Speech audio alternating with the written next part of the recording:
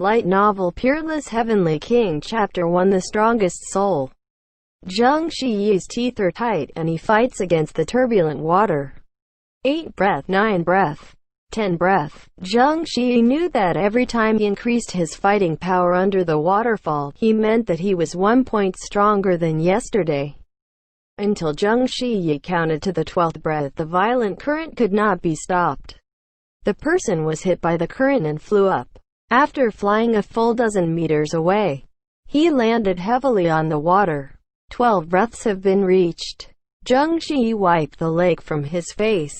The whole person looked a little embarrassed, but his eyes were brighter than usual.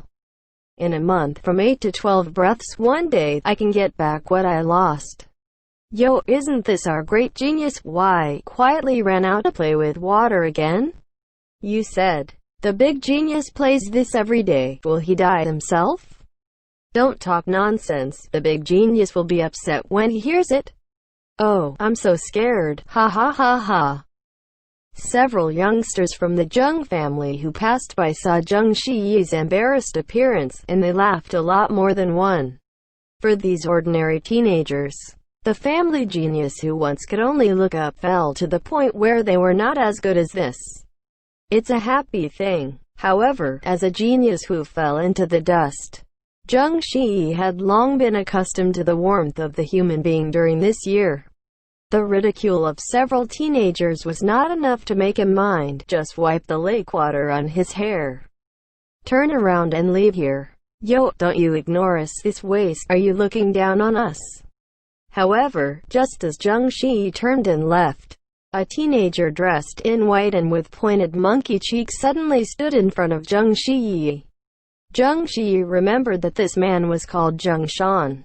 Because of his pursuit of Tang Wanshui, he often found himself in trouble this year. Trouble letting go. Oh, I'm still a big genius with me. I tell you, you're already a scum. It's better to stay away from Tang Wanshui.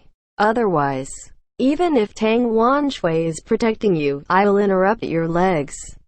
It's you alone? Zheng Shiyi smiled indifferently. If I remember correctly, someone entangled Xiao Shui a few days ago and accidentally broke a few ribs. It hurt so well. Quote. You shut up for Lao Su. Zheng Shan originally wanted to discuss Zheng Shiyi. He was disappointed by his generals, and he felt uncomfortable. You have no waste of Wuhan. Not only waste, but also a coward who only knows to stand behind a woman.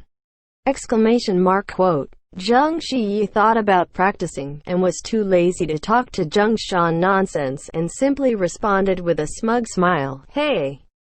You're right, I'm a coward. I like to let Xiao Wanshui protect me. You can stand by her with skill. Behind you. Zheng Shan looked at Zheng Shiyi's face.